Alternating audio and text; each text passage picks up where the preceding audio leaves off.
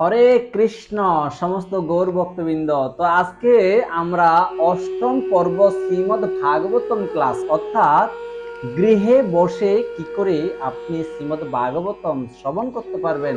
আপনি ব্যবসা করছেন, চাকরি করছেন, যেখানে যান হেডফোন লাগিয়ে অথবা আপনি লাউড স্পিকার দিয়ে ঘরে কাজ করুন আর নিত্যম ভাগবতম শ্রবণ করুন। তো নিত্যম ভাগবতম ক্লাসে অষ্টম পর্বে সকলকে স্বাগত জানাচ্ছি। তো আমরা ধারাবাহিক 1 থেকে সপ্তম পর্ব পর্যন্ত শেষ করেছি শ্রীমদ্ ভাগবতম প্রথম স্কন্ধ থেকে। তো আজকে অষ্টম পর্বে আমরা তৃতীয় অধ্যায়ের অর্থাৎ 21 নম্বর শ্লোক থেকে আমরা শ্রবণ করব। তো আমরা প্রথম থেকে যেভাবে শ্রবণ করছি, কিভাবে 10টা বিষয় কোন কোন অধ্যায়ে কোন কোন শ্লোকে 10টা বিষয় বর্ণনা করা হয়েছে, এবং আমরা বর্ণনা করছি 6টা প্রশ্ন, অর্থাৎ যে 6টা প্রশ্ন করেছেন সেই প্রশ্নগুলি কি কি এবং কোন কোন প্রশ্নের উত্তর কোন কোন অধ্যায়ে দিয়েছে সে বিষয়ে আমরা ধারাবাহিকভাবে আপনাদেরকে বলছি। অবশ্যই যারা ভাগবত প্রেমী তারা এই নোটটা অবশ্যই করবেন, যে কোথায় কোন স্কন্ধে কোন কোন প্রশ্ন উত্তর করেছেন। এই ভাগবত প্রেমীরা অবশ্যই এটা লিখে রাখবেন। তো আমরা ভাগবতম বন্দনা দিয়ে আজকের ভাগবতম আমরা শুরু করছি। হরে কৃষ্ণ। পাদ যদিও প্রথম দ্বিতীয় তৃতীয় তোর্য কথিত যদুর নাভিস্তত পঞ্চম এব ষষ্ঠ ভুজান্তরম দুর্যুগলম ততান কণ্ঠস্থ রাজ নবম যদিও মুখারবিন্দম দশম ফফুল্লম একাদশ জৈস্য ললাট পট্টম শিরোপি তুধাদশ এব ভাতি তমাদিদেবম করুণানিদানম তমালবর্ণম সহিতাবতারম অপার সংসার সমুদ্র সেতুম ভজাম্যহম ভাগবতম স্বরূপম। ওম নমো ভগবতে বাসুদেবায়। শ্রীমদ্ ভাগবতমে 10টা বিষয় আলোচনা করা হয়েছে। আপনারা জানেন শ্রীমদ্ ভগবত গীতার মধ্যে 5টি বিষয় বর্ণনা করা হয়েছে এবং ভাগবতমে বর্ণনা করা হয়েছে 10টি বিষয়। ভগবত গীতার মধ্যে যে বর্ণনা ঈশ্বর, জীব, প্রকৃতি, কাল ও কর্ম এই বিষয় নিয়ে বর্ণনা করা হয়েছে। ভাগবতমে বলা হয়েছে অত্র স্বর্গ বিসর্গশ্চ স্থানম পুষণমতি মনবন্তর ঈশানো কথা নিরোধ মুক্তির আশ্রয়। এই 10টা বিষয় হচ্ছে শ্রীমদ্ ভাগবতমে চতুর্থ স্কন্ধ, অর্থাৎ তৃতীয় থেকে চতুর্থ স্কন্ধে 2টা বিষয় বর্ণনা করা হয়েছে। স্বর্গ এবং বিসর্গ নিয়ে বর্ণনা করা হয়েছে হচ্ছে তৃতীয় এবং চতুর্থ স্কন্ধে। তাহলে পঞ্চম স্কন্ধে হচ্ছে স্থানম, তারপরে পুষণম, ষষ্ঠ স্কন্ধে পুষণ শব্দটি বর্ণনা করা হয়েছে। সপ্তম স্কন্ধে উতি বর্ণনা করা হয়েছে। অষ্টম মন্বন্তর, মন্বন্তর সম্বন্ধে বর্ণনা করা হয়েছে। মন্বন্তর মানে হচ্ছে বিভিন্ন মনোগুণের সম্পর্কে বর্ণনা করা হয়েছে। এবং নবম স্কন্ধে বর্ণনা করা হয়েছে ঈশানুকতা, এবং দশম স্কন্ধে বর্ণনা করা হয়েছে আশ্রয় এবং মুক্তি। একাদশ স্কন্ধে বর্ণনা করা হয়েছে, দ্বাদশ স্কন্ধে বর্ণনা করা হয়েছে নিরুত। এই 10টি বিষয়, এই 10টি বিষয় শ্রীমদ্ ভাগবতমে বিভিন্ন স্কন্ধে বর্ণনা করা হয়েছে। এবার আসুন, যখন এই ভাগবতম প্রকাশ পায় তখন সুত গোস্বামী হচ্ছে শুকদেব গোস্বামীর একজন শিষ্য। অর্থাৎ শুকদেব গোস্বামী যখন পরীক্ষিত মহারাজকে শ্রীমদ্ ভাগবতম তত্ত্বকথা বলছিলেন, তখনই এই ভাগবতম কথা শ্রবণ করেছিলেন হচ্ছে হাজার হাজার ঋষি মন্ডলী, এমনকি ব্যাসদেব, নারদ মুনি, শুকদেব গোস্বামী সকলেই ওই ভাগবতম কথা শ্রবণ করেছিলেন। কিন্তু সেখানে ছিলেন হচ্ছে সুত গোস্বামী। সুত গোস্বামী ছিলেন বিদগ্ধ পণ্ডিত, যিনি মহাভারতের 60 লক্ষ মহাভারত শ্লোকে যার মুখস্থ ছিল, এবং পরে বেদ পুরাণ তিনি শ্রবণ করে সেখানে শ্রীমদ্ ভাগবতম শ্রবণ করেছিলেন হচ্ছে সুত গোস্বামী শুকদেব গোস্বামীর কাছ থেকে। সেখানে তিনি যখন বিভিন্ন জায়গায় পরিক্রমা করছিলেন তখন দেখছে 60,000 মনি ঋষি, অর্থাৎ সনকাদি ঋষিরা, ব্রাহ্মণরা জীবের মঙ্গলের জন্য, অর্থাৎ কলিহত জীবদেরকে মঙ্গলের জন্য তারা যজ্ঞ অনুষ্ঠান করছিলেন। যজ্ঞ অনুষ্ঠান করে কি করবে না, যজ্ঞ অনুষ্ঠান এই জন্য করছিলেন যে যাতে তারা এই জগতের সমস্ত জীবের পরম কল্যাণ কিভাবে সাধিত হবে, কারণ কলিযুগের মানুষের আয়ু কম এবং ধর্মকর্ম করবে না, তাই তারা কি করে এই ধর্মকর্ম কি করে করবে সেই বিষয়ে তারা কি করেছিলেন, তারা এভাবে শুরু করেছিলেন যজ্ঞ শুরু করতে গিয়ে 1000 বছর ধরে যজ্ঞ করেছেন, কিন্তু যজ্ঞে কোনো ফলের তারা ফল পাচ্ছিলেন না, কারণ চারি যুগে চারি ধর্ম জীবের কারণ, কলিযুগে ধর্ম হয় নাম সংকীর্তন। এই 4টি যুগে 4 রকমের ধর্মের কারণে, যার কারণে ধর্মের নীতি চেঞ্জ হয়েছে, অর্থাৎ কলিযুগে ধর্ম একমাত্র ভাগবতম এবং হরিনামের আশ্রয় গ্রহণ করতে হবে, সেই প্রশ্নটাই করেছিলেন। অর্থাৎ শত গোস্বামীকে নৈমিষারণ্য ঋষিদের যে প্রধান পুরোহিত অর্থাৎ শৌনক ঋষি, তিনি 6টা প্রশ্নের মাধ্যমে শ্রীমদ ভাগবতমের 18,000 শ্লোক প্রকাশ পায়। তো সেই 6টা প্রশ্ন কোথায় কোথায় করেছে? শ্রীমদ ভাগবতমে প্রথম স্কন্ধে প্রথম অধ্যায়ে 9 নম্বর শ্লোক এবং 11 নম্বর শ্লোক, তারপরে 12 নম্বর শ্লোক, 17 নম্বর শ্লোক এবং 18 নম্বর শ্লোক এবং 23 নম্বর শ্লোক, টোটাল 6টা প্রশ্ন সুত গোস্বামীকে করা হয়। প্রথম প্রশ্ন কি করেন? প্রথম 1 থেকে 2 নম্বর 3 নম্বর শ্লোক আমরা দেখেছি যে সুত গোস্বামী কিভাবে আহ্বান করেছেন, আরতি করেছেন, পাদপক্ষলন করেছেন, সম্মান করেছেন, এবং পরে অর্থাৎ ব্রহ্ম জিজ্ঞাসা অর্থাৎ শ্রীমদ ভগবত গীতার মধ্যে প্রশ্ন বিষয়ে বলছেন তদ্বিদ্ধি প্রণিপাতেন পরিপ্রশ্নেন সেবয়া। পরিপ্রশ্ন মানে কি? একদম ভাগবতম ভক্তা যখন ভাগবতম ক্লাস প্রদান করেন তখন তাকে অর্থাৎ ব্রহ্ম জিজ্ঞাসা মানে হচ্ছে, পরিপ্রশ্ন মানে হচ্ছে যেটুকু আমাদের জন্য প্রয়োজন, সমাজের জন্য প্রয়োজন, মানুষের জীবের জন্য, সমস্ত জীবের জন্য পরম কল্যাণ হবে সেই ধরনের প্রশ্ন করার জন্য ভগবান শ্রীমদ ভগবত গীতা 4th অধ্যায় 34 নম্বর শ্লোকেও বর্ণনা করা হয়েছে। এবং ব্রহ্ম জিজ্ঞাসা মানে হচ্ছে ভগবান সম্বন্ধীয় জিজ্ঞাসা করার জন্য। তাই সুত গোস্বামীকে প্রশ্ন করা হয়েছে, এই জগতে 84 লক্ষ প্রজাতি রয়েছে, শুধু মানুষের কথা বলা হচ্ছে না, সমস্ত জীবের পরম কল্যাণ কিভাবে সাধিত হয় সেই প্রশ্ন করা হচ্ছে 9 নম্বর শ্লোকে। দ্বিতীয় প্রশ্ন করা হয় যে আমরা বেদ পুরাণ ভাগবতম আমরা বেদ পুরাণ তারপরে বিভিন্ন শাস্ত্র আমরা অধ্যয়ন করি, কিন্তু সমস্ত শাস্ত্রের মধ্যে সবচেয়ে গুরুত্বপূর্ণ শাস্ত্র কোনটি? সমস্ত শাস্ত্রের সারমর্ম কি শাস্ত্র রয়েছে? এই 2টা প্রশ্ন, প্রথম প্রশ্ন হচ্ছে 9 নম্বর শ্লোকে করেছে, দ্বিতীয় প্রশ্ন করা হচ্ছে 11 নম্বর শ্লোকে। দেখুন, তো এই 2টা প্রশ্নের উত্তর প্রদান করেন হচ্ছে প্রথম স্কন্ধ 2য় অধ্যায়ে 6 থেকে 29 নম্বর শ্লোকে। দ্বিতীয় প্রশ্ন কি? যে সমস্ত শাস্ত্রের সারমর্ম কি? তো এই দ্বিতীয় প্রশ্ন এবং প্রথম প্রশ্নের উত্তর প্রদান এভাবে করছে যে 2য় অধ্যায়ে 6 থেকে 29 নম্বর শ্লোকে প্রশ্ন এভাবে করছে, উত্তর দিচ্ছে যে সমস্ত শাস্ত্রের সারমর্ম হচ্ছে শ্রীমদ ভাগবতম। এই ভাগবতমে কি লেখা আছে? এই ভাগবতমে লেখা আছে স্বয়ং ভগবান এবং ভক্তের আদান প্রদান, অর্থাৎ মহাজন যেন গত সকন্ত, বিভিন্ন মহাজনদের কথা এখানে বর্ণনা করা হয়েছে। তাই সেই মহাজনরা কিভাবে সমাজে পরম কল্যাণ সাধিত করেছিল? বলছে ভক্তিমূলক সেবা। 2য় অধ্যায়ে হচ্ছে দিব্যভাব দিব্য সেবা। এই দিব্যভাব দিব্য সেবার মধ্যে 2য় অধ্যায়ে 6 থেকে 29 নম্বর শ্লোকে উত্তর প্রদান করছে সমস্ত সার হচ্ছে সমস্ত শাস্ত্রের সারমর্ম হচ্ছে শ্রীমদ ভাগবতম। আর এই ভাগবতমে লেখা হচ্ছে ভক্তিমূলক সেবাই হচ্ছে সমস্ত জীবের পরম কল্যাণ সাধিত।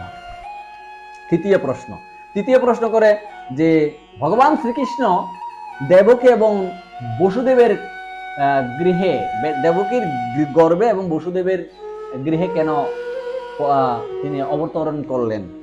এটা হচ্ছে 11 নম্বর শ্লোকের পরে 12 নম্বর শ্লোকে তিনি এই প্রশ্নটা করেন। 12 নম্বর শ্লোকে, তো 12 নম্বর শ্লোকে প্রশ্নের এই উত্তর প্রদান করেছেন হচ্ছে 2য় অধ্যায়ে 34 নম্বর শ্লোক, 3য় অধ্যায়ে 23 নম্বর, 3য় অধ্যায়ের 28 নম্বর, 8ম অধ্যায়ের 35 এবং 49 নম্বর শ্লোকে এর উত্তর প্রদান করেন। তো কি উত্তর প্রদান করেন? যে কৃষ্ণ কেন দেবকীর গর্ভে এবং বসুদেবের গৃহে আসলেন? উত্তর প্রদান করেছেন এই শ্লোকগুলিতে দ্বিতীয় অধ্যায় 34, তৃতীয় অধ্যায় 23, তৃতীয় অধ্যায় 28, অষ্টম অধ্যায়ের 35 এবং 49 নম্বর শ্লোকে উত্তর প্রদান করেছেন যে এই জগতে ভগবান গৌণ কারণ হচ্ছে তার শুদ্ধ ভক্তদেরকে আনন্দ বিধান করার জন্য, আর কিছু না।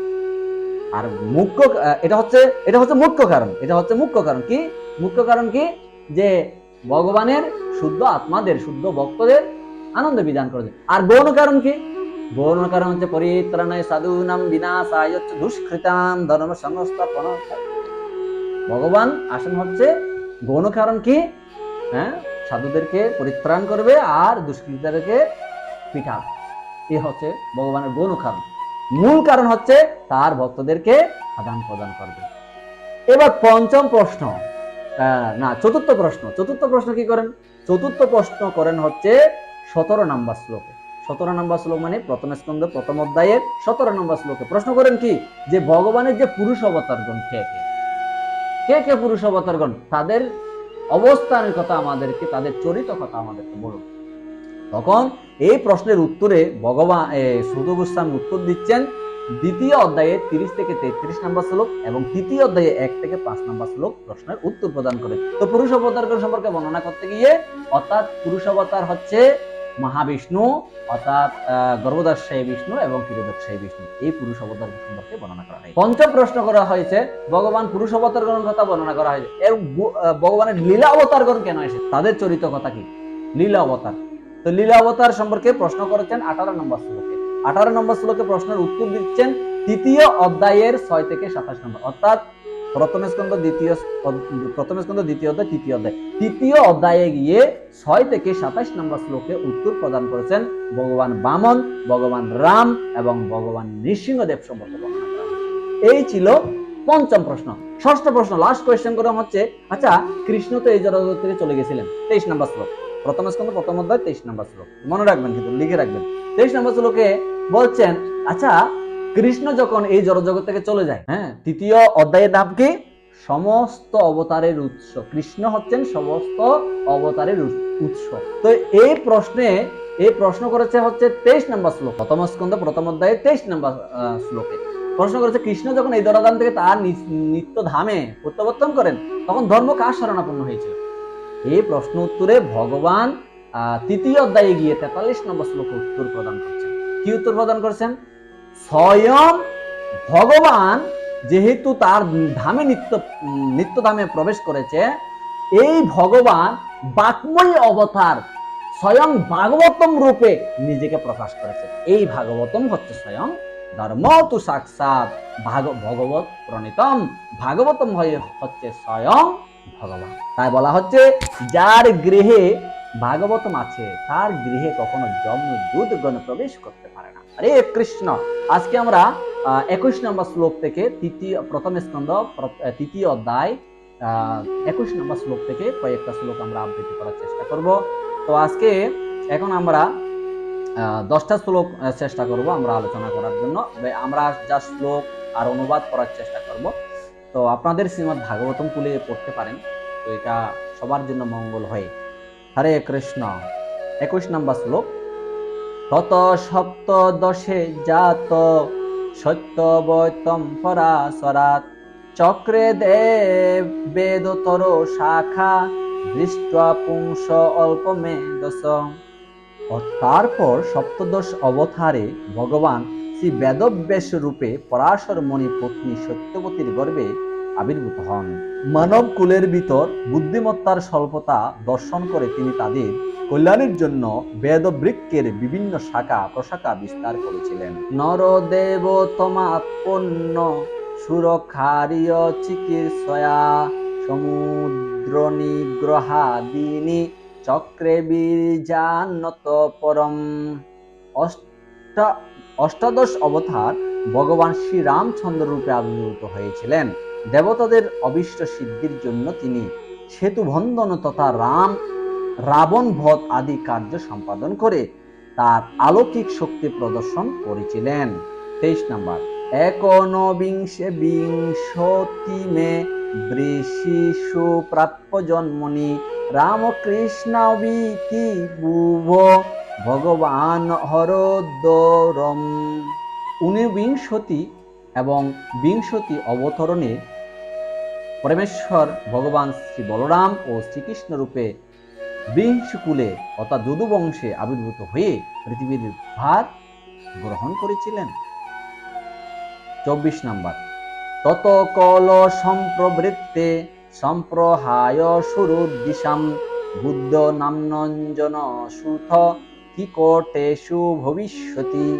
তারপর কলিযুগের প্রারম্ভে ভগবান ভগবত বিদ্বেষী নাস্তিকদের সম্মোহিত করার বুদ্ধদেব নামে গয়া প্রদেশে অঞ্জনার পুত্র রূপে আবির্ভূত হয়েছিলেন।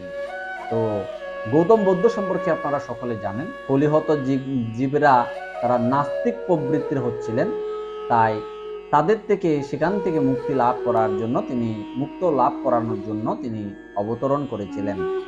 তো বুদ্ধদেব, তার মাতার নাম হচ্ছে অঞ্জনা এবং তিনি গয়া প্রদেশে আবির্ভূত হয়েছিলেন। এ হচ্ছে বুদ্ধের মূল পরিচয়। তো গৌতম বুদ্ধ সম্পর্কে ছিল প্রভুপাদ অনেক ব্যাখ্যা করেছেন, তারা তাৎপর্য পড়ে নেবেন। 25 নাম্বার, অথাস যুগ সন্ধ্যায়ম দস্য প্রায়শ রাজস জনিতা বিষ্ণু যশস নামনা কল্কি জগৎপতি। তারপর দ্বাবিংশ অবতার যুগ সন্ধ্যাকালে অর্থাৎ কলিযুগের অন্তে নিপতিতরা যখন দস্য প্রায় হয়ে যাবে, তখন ভগবান কল্কি অবতার নামে বিষ্ণু যশ নামক ব্রাহ্মণের পুত্র রূপে অবতরণ করবেন। তো এখানে এই শ্লোকটা প্রথম স্কন্ধে প্রথম অধ্যায়ের, প্রথম স্কন্ধ তৃতীয় অধ্যায়ের এবং 25 নম্বর শ্লোক অত্যন্ত গুরুত্বপূর্ণ।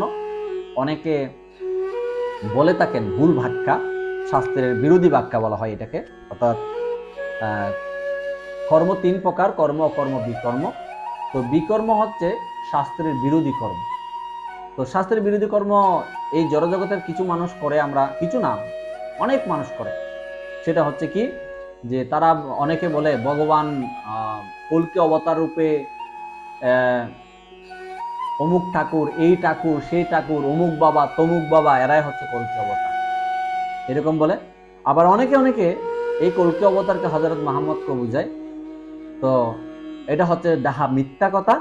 তো আপনারা শ্রীমদ ভাগবতম প্রথম স্কন্ধ তৃতীয় অধ্যায় 25 নম্বর শ্লোকে বর্ণনা করা হয়েছে এবং তাৎপর্যে বর্ণনা করা হয়েছে যে কখন বলা হয়েছে যে কল্কি অবতার নামে বিষ্ণু যশ নামে তিনি ব্রাহ্মণের পুত্র রূপে আসবেন। এবং শুধু তাই না, তিনি কলিযুগের অন্তে, কলিযুগের অন্ত মানে কি, কলিযুগের আয়ুষ্কাল হচ্ছে 4,32,000 বছর। তো 4,87,000 বছর এখনো বাকি আছে কলিযুগের অন্তে হতে। তো অন্তে মানে শেষে, কলিযুগের শেষ পর্যায়ে তিনি আসবেন, এই কথা বর্ণনা করা হয়েছে। কলিযুগের আয়ুষ্কাল 4,32,000 বছর, 5 বছর গত হয়েছে, আরো আছে 4,27,000 বছর।